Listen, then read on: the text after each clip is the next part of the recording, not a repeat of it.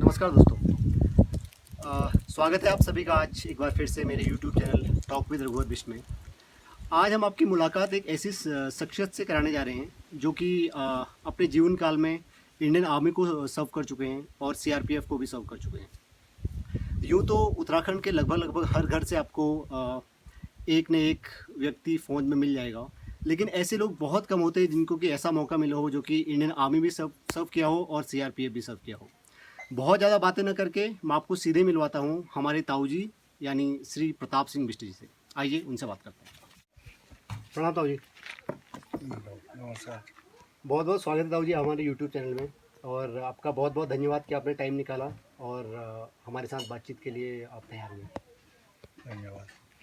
ताऊ जी तो एक सीरीज़ हमने स्टार्ट की है। अभी लॉकडाउन की वजह से हम सभी लोग घरों में हैं, तो हमने सोचा कि क्यों ना हमारे जो बुज़ुर्ग हैं, जो हमारे शख्सियत ऐसी हैं हमारे गांव में, तो लोगों से बातचीत की जाए, क्योंकि हम लोग हर कोई ये कोशिश करता है कि हम अपने बुज़ुर्गों की बातें सुने, बट किसी के पास टाइम नहीं होता है। तो हम ये कोशिश कर रहे हैं कि जो लोग भी अभी गांव नहीं आ पाए हैं या जो लोग बैठ नहीं पाते हैं उन तक आपकी बातें पहुँचे, आपके एक्सपीरियंसेस उन तक पहुँचे। तो उसी कोशिश में आज हमने ये एक कोशिश है कि आपसे हम बात करें। तो ताऊ जी, जैसे कि मैंने अपने अभी इंट्रोडक्शन में भी बताया था आपके कि आप इंडियन आर्मी को भी सर्व कर चुके हैं और सीआरपीएफ को भी सर्व कर चुके हैं। हाँ जी। तो एक आप थोड़ा सा हमें डिटेल में बताएंगे कि आप कहाँ से शुरुआत हुई, किस एज में आप फ़ौज में भर्ती हुए थे, कितने साल तक आपने इंडियन आर्मी को सर्व किया, उसके बाद कैसे सीआरपीएफ में पहुँचे। मैं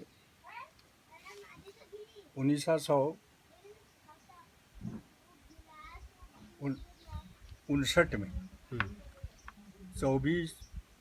2 अक्टूबर को कुमाऊं रेजिमेंट में भर्ती हुआ। उसके बाद मैंने वहाँ ट्रेनिंग करी हम्म, और ट्रेनिंग करने के बाद काफ़ी गेम खेले ओके। और उसके बाद मैं यहाँ से कसम परेड हुई। मैं वहाँ से अप सेकंड कुमाऊं में प्रवेश किया। जी। सेकंड कुमाऊं जम्मू कश्मीर नौशेरा में थी। हम्म, वहाँ पर नियुक्त हुआ। जी। वहाँ पर मैंने साथियों से मिलजुल करके जैसे मेरे अफसरों ने मुझे हुक्म दिया, मैं वैसे ढंग से वहाँ पर कार्य किया। जी। तो ताऊ जी टोटल आपने इंडियन आर्मी में कितने साल सर्विस दी होगी। मैं 9 साल कुमाऊं रेजिमेंट में रहा। ओके। उसके बाद कुमाऊं ने मुझे रिजर्व भेज दिया। अच्छा। हम्म, उसके बाद मैंने कुमाऊं को अप्लाई की कि हम घर जा रहे हैं, हमारे बाल बच्चों का पालन पोषण किस तरह से हो। हम्म, तो उन लोगों ने हमें सीआरपीएफ के लिए नियुक्त करवाया। अच्छा। उसके बाद मैं घर से अल्मोड़ा गया और अल्मोड़े से भर्ती हुआ सीआरपीएफ में। सीआरपीएफ में। जी। सीआरपीएफ 4 सीआरपी थी। हम्म, वो मुकामा घाट गया, अच्छा। वहाँ मैंने ट्रेनिंग करी हम्म, और ट्रेनिंग करके हम मणिपुर में चले गए। अच्छा। हाँ, वहाँ पर मैंने नौकरी करी। हम्म, काफ़ी नागालैंड में रहे, हम्म, मिज़ोरम में रहे, हम्म, कहाँ कहाँ लोगों से, उग्रवादियों से हम्म, मुठभेड़ होती रही। जी। तो ये काफ़ी इंटरेस्टिंग है कि उग्रवादियों से आप कितनी क्लोज में मुठभेड़ हुई, मैं इस पर आऊँगा बाद में। लेकिन उससे पहले एक दो क्वेश्चन मेरे और थे। जैसे कि आज के दिन में फ़ौज में भर्ती होना बोलिए या किसी भी प्रकार की कोई गवर्नमेंट जॉब या किसी कोई प्राइवेट जॉब पाना बहुत मुश्किल है। बट पहले से बोलते थे कि जो हम सुनते आए हैं कि फ़ौज में अगर किसी को जाना हो तो हाथ खींच के ले आते थे, या किसी को टीचर बनना है तो उसको भी ले आते थे। इतना आसान था शायद। आपके लिए कितना आसान था फ़ौज में जाना। ये हमारे लिए बहुत परेशानी से, मतलब फौज में कहा भर्ती हो जाओ। अच्छा, ये घर से आपके पास प्रेशर था? हाँ, तो हम रानीखेत गए तो उन लोगों ने हमें अपने एक सेंटर में बुलाया। अच्छा। वहाँ फिर उन लोगों ने, ऑफिसर जो थे हमारे, हम्म, उन्होंने हमें नियुक्त कर दिया, हमें दौड़ाया और उसके बाद हमें पास करा करके ट्रेनिंग सेंटर में भेज। अच्छा। तो जितना मुश्किल आज के दिन में फ़ोन में भर्ती होना है, क्या तब भी इतना ही मुश्किल था या फिर तभी आसान था? आज बहुत मुश्किल है जी। भर्ती होने के लिए। जी। उस टाइम तो बहुत फौज में बड़ी लोग कम जाने को दिल करता था, हम्म। क्योंकि उस टाइम लोग घबराते थे। जी। हम्म। हाँ, अभी सबकी चॉइस है हाँ, फौज में कैसे जाए। अभी चॉइस भी है और ताऊ जी, और एट द सेम टाइम नौकरियां भी बहुत कम है। हाँ, तो ये नौकरियां नहीं है ये भी एक कारण है। और कोई चीज़ नहीं है, हम्म। कोई साधन नहीं है। हम्म। अच्छा, जो थोड़ा पढ़ा लिखा है जी। वो तो ठीक है, हम्म। जो पढ़ा लिखा नहीं है उसके लिए तो बहुत ही मुश्किल बहुत है मुश्किल। जी। ये। तो ताऊ जी, एक बात और बताइए, ऐसा कोई वाकया हुआ था जब इंडियन आर्मी में भर्ती हुए थे? क्योंकि पहले से बहुत सारी स्टोरीज हम ऐसी सुनते हैं कि लड़का भर्ती हो जाता था लेकिन घर वालों को पता नहीं होता था। क्योंकि कभी कभी ऐसा होता है कि रानीखेत घूमने गए और वहीं पे भर्ती चल रही है तो भर्ती हो गए, 1 या 2 दिन में उसका रिजल्ट भी आता था। आज की तरह नहीं कि 15 दिन लग रहे हैं, 1 महीना लग रहा है। ऐसा कुछ आपके साथ भी हुआ था? हाँ, ऐसा, क्योंकि उस टाइम पर वहाँ भर्ती है करके भी हमको पता नहीं था। हम्म।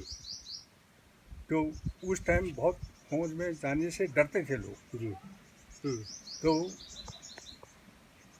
हमने कोई ऐसा नहीं कि हम क्या खाएंगे कैसे होगा, हम्म। हमारे हमने जैसे तैसे हम्म। अपने वहाँ गए हम्म। और वहाँ से उन्होंने हमको कहा तुमको भर्ती करते हैं, तुम दौड़ो। हम अच्छा। गेम में उधर दौड़े और दौड़ने में हमारा तेज़ी से आ गई हम्म। और उसके बाद उन्होंने कहा हम तुमको भर्ती कर दिया। अच्छा, तो एक दिन में सारा रिजल्ट आपके पास था? एक दिन के अंदर में? हाँ, एक दिन में हो गया हमारा। तो घर वालों की क्या प्रतिक्रिया थी जब आपने बताया घर में आके कि हाँ। भैया मैं फ़ौज में भर्ती हो गया हूँ? हाँ, खुश थे? तो घर में आकर के माता जी थोड़ी परेशान सी होने लगी हाँ। और पिताजी तो कोई परेशान नहीं हुए, अच्छा। लेकिन माता जी बहुत काफ़ी परेशान हुई। तो हमसे दूर जा रहा है हाँ, ये। दूर जा रहा है प्लस फौज में जा हाँ, रहा है, अब थोड़ा डर भी लगता ही है। हाँ, हमारा क्या होगा, हम्म। तुम फौज में जा रहा है। हम्म। ये हम्म। हमने कहा कुछ नहीं, फौज में आराम से हम्म। रोटी मिलती है, आराम से काम होता है हम्म। और नौकरी हम हम्म। निर्झर से करेंगे वहाँ। अच्छा। हाँ। हम्म। तो ताऊ जी, जैसे कि आपने पहले बताया था कि बहुत टाइम ऐसा आया जबकि मिलिटेंट्स के साथ आपकी लड़ाइयाँ हुई। ऐसा कोई आपको वाकया याद है कि जब आपको लगा कि आज तो ज़िंदगी बचाना बहुत मुश्किल है, या बिल्कुल आर पार की लड़ाई, बिल्कुल आप फंसे हुए थे बहुत सारे लोगों के बीच में? ऐसा कोई वाकया याद है? हम 62 की लड़ाई, हम्म। चाइना के साथ? हाँ, चाइना के साथ, जी। उस टाइम हम जो थे शीला की पहाड़ी में थे। अच्छा। अभी हम वहाँ तक गए और उसके बाद तवांग हम्म। से हम नहीं पहुँचे, हमारी यूनिट नहीं गई। अच्छा। और वहाँ पर दूसरी बटालियन थी हम्म। जो वहाँ रही और उसकी जगह हमने फिर दोबारा जा कर के उनका जगह पकड़ा। रिप्लेस किया उनको? हाँ, तो काफ़ी 62 की लड़ाई में काफ़ी भगदड़ मची हम लोगों के साथ। अच्छा। हाँ, ये तो उस तरह से बाकी इतना, अब बहुत साल हो गए, याद कम आती है। याद नहीं आता? हाँ, तो वो तो 62 की लड़ाई हुई। जी। फिर उसके बाद हम 62 की लड़ाई के बाद हम इधर फिर नागालैंड में आ गए। जी। फिर उसके बाद फिर कहीं दूसरी जगह हम यहाँ दूसरी फिरोजपुर पंजाब में चले गए। हाँ। काफ़ी जगह मतलब नौकरी में काफ़ी जगह हम गए। तो उस टाइम जब आप पंजाब गए तो उस टाइम तो पंजाब में भी काफ़ी आतंकवाद था नहीं, जैसा? उस टाइम नहीं था। अच्छा, उसके बाद वो शुरू हुआ? उसके बाद हुआ आतंकवाद।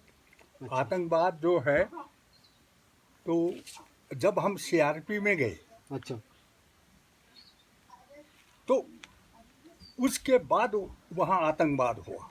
अच्छा। हाँ, हम्म। तो काफ़ी वहाँ हमने सीआरपीएफ में हम्म। रहकर हम्म। हमने बहुत से उग्रवादी मारे अच्छा। अपनी एलएमजी से। अच्छा। उन लोगों को हम्म। 2-2 आदमी के सिर ही साफ कर दिए। अच्छा। हाँ, हम्म। हमारे को अच्छा रिवॉर्ड भी मिला वहाँ अच्छा। पर। अच्छा। उन लोगों को कहा कि आप बहुत दिलेर आदमी हैं, हम्म। आपको रिवॉर्ड दिया जाता है। अच्छा। तो ये है हुई हमारी। अच्छा। तो ताऊ जी, आपने जैसे बताया कि कुमाऊं रेजिमेंट में आपने 9 साल सर्विस दी, 9 साल की सर्विस की आपने, तो सीआरपीएफ में आपने टोटल कितने साल बिताए? आर्मी में 9 साल जो पूरा हुआ, हम्म। तो उन लोगों ने हमको कहा कि आर्मी को घटा रहे हैं। अच्छा। हाँ, तो हमको जो है रिजर्व में कर दिया। हम्म। बोला आगे हम्म। प्रमोशन आगे हुआ नहीं हम्म। और आप लोगों को घर भेजा जाता है। अच्छा। हम बहुत से लोग, एक मैं ही नहीं, हम्म। बहुत से लोग उसमें हम्म। उन लोगों को घर भेजा गया। अच्छा। फिर उसके बाद हम सीआरपीएफ में हम्म। नौकरी करने के लिए गए। अप्लाई करी। अच्छा। तो कितने साल सर्विस की होगी आपने सीआरपीएफ में? सीआरपीएफ में 26 साल नौकरी करी। अच्छा। हम्म। ओके। तो ताऊ जी, जैसा ना मेरे ताऊ जी भी फौज में ही हैं, आपको तो पता ही है। हाँ, तो हमारे ताऊ जी हमें बताते हैं कि जब उन्होंने फौज में जब वो भर्ती हुए थे, जब शुरुआत की थी, तो उनको उस टाइम पे 45 रुपये की सैलरी मिलती थी। तो अगर मैं आपसे ये पूछ सकता हूँ कि जब आप भर्ती हुए थे कुमाऊं रेजिमेंट में, तब आपके टाइम पे क्या था, ये कितनी सैलरी हमारे मिलती थी? टाइम पर हम्म। 9 रुपया, अच्छा। उसके बाद 11 रुपया, अच्छा। और लास्ट में मेरे को जो है, जिस समय में वहाँ से उन लोगों ने मेरे को रिजल्ट भेजा, हम्म। उस समय 65 रुपया मिलता था। जब आप सीआरपीएफ में पहुंचे? जब नहीं नहीं, आर्मी में। हाँ। सीआरपीएफ में तो फिर थोड़ा पैसे की बढ़ोतरी हुई। अच्छा। लेकिन आपकी आर्मी में लास्ट जो सैलरी थी वो 65 रुपये की थी, 65 रुपये। 9 साल भी काम करने के बाद? हाँ, 65 रुपया अच्छा। मिलते थे। अच्छा। जब शुरू में भर्ती होने के बाद 909 रुपया मिला, हम्म। फिर 11 रुपया मिला, अच्छा। फिर 13 रुपया मिला। अच्छा। ये हम्म। फिर जा करके जब लाइस्नायक बना, हम्म। 5 रुपया उसका मिला। अच्छा। ये मतलब बड़ी हाँ। मुश्किल से। हाँ। तो लास्ट टाइम जब मैं फर्स्ट ग्रेड था, हम्म। उस टाइम पर भी मेरे को 65 रुपया कुल तनख्वाह थी। अच्छा। ये। पहुँचे। हम्म। तो ताऊ जी, अगर आप आज के दिन में तुलना करते हैं कि जो आपने 9 या 10 साल फौज के थे और 26 साल आपके जो सीआरपीएफ के थे, आपको कौन सा टाइम ज़्यादा अच्छा लगता है? कौन आपको लगता है कि हाँ, ये वाला काम था जो कि मैंने बहुत अच्छे से किया है, या एक्साइटिंग टाइम जिसे बोलते हैं, वो आपकी लाइफ में कौन सा था? ऐसा है, जो पहले लाइफ थी, हम्म। वो पैसे की थोड़ी वैल्यू थी। हम्म। उस पैसे से हम काफ़ी, 2 रुपया हम्म। का बोरा आता था हम्म। अच्छा। चावल का। चावल का। तो 11 रुपया मिला तो 9 रुपया तो बचा। हाँ, सही बात है। हाँ? हम्म। अब अभी के युग में हम्म। नोट ही नोट है, हाँ। उतना वो चीज़ सामान नहीं है। हम्म। हम्म।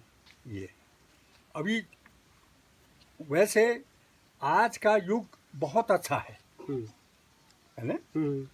उस युग से, क्योंकि वो ऐसे युग था जिसमें परेशानी के ही दिन थे वो। सही बात है। ना, सुविधाएं बहुत कम थी। सुविधाएं नहीं थी। टेक्नोलॉजी नहीं थी। हाँ, कोई चीज़ नहीं था। अभी सरकार इतना कुछ कर रही है, बिल्कुल। तो वेतन भी ठीक ही मिल रहा है, हमारा गुजारा भर हो रहा है। ये तो ताऊ जी, जो अभी मोदी गवर्नमेंट ओआरओपी बिल लाई है, उसका फ़ायदा आपको मिला है? नहीं, वो जो फौज में जो पैसा मिलना था, हाँ, जो ओआरओपी से जिसका कि ये क्या कि 2014 का जो बेस बनाया उन्होंने, उस टाइम तक जिसका जो जिस पे रिटायर हुआ है वही पैसा मिलेगा जो 2014 में कोई आर्मी अफसर को मिलता था, जो भी उसका रैंक था। सो लेट्स से अगर आप 1980 में रिटायर हुए थे फौज से एज ए हौलदार, जो 2014 में हौलदार को पेंशन मिल रही थी, वही पेंशन आपको मिलनी थी। ओआरओपी का रूल ये बोलता है। तो क्या उसका फायदा आपको मिला? नहीं, आर्मी से नहीं मिला। अच्छा। हाँ, सीआरपी से मेरे को फायदा मिला। अच्छा। हम्म। अच्छा। तो ताऊ जी, जैसे कि हम पहले ही बता देते आपको, आप अपने दर्शकों को एक बार जानकारी के लिए बता दूं कि ताऊ जी हमारे गांव में अभी सबसे उम्र दराज हैं। ताऊ जी की उम्र लगभग 84-85 के आसपास है, और अभी थोड़ा सा इनके पैर में प्रॉब्लम है। और अगर मुझे याद है कि 2 साल पहले तक मैंने इनको 3 किलोमीटर दूर से 35 लीटर के बर्तन में पानी लाते हुए देखा है। सो ताऊ जी काफ़ी हेल्दी हैं, अपने आप को मेंटेन करके रखते हैं। कुछ बात इस पे करते हैं ताकि आज की जो जनरेशन है उसको एक मैसेज जाए। ताऊ जी, अभी आपके पैर में थोड़ी प्रॉब्लम है, इसलिए आप थोड़ा सा घर से बाहर कम निकलते हैं, लेकिन 2 साल पहले तक मुझे याद है कि आप अपने यहाँ चौकदेरी जो है वहाँ से आप 35 लीटर के बर्तन से खुद पानी लाते थे। हाँ। चल के। और तो अपने आप को कैसे मेंटेन किया आपने, एक बार थोड़ा बताएं, ताकि आज की जो जनरेशन है एटलीस्ट वो आप ये समझे कि ज़िंदगी कैसे जीनी चाहिए। ऐसा है, अपनी लाइफ के लिए अपना ही शरीर को मेंटेन करने के लिए आदमी को कोशिश करनी चाहिए। ये कोशिश करनी चाहिए कि मुझे ये कार्य करना है, क्योंकि पहाड़ में हैं हम लोग, कोई ऐसी जगह तो है नहीं साधन हमारे पास, तो हमें दूर से पानी लाना पड़ता है, दूर से घास लाना पड़ता है, दूर से हमको लकड़ी लानी पड़ती है।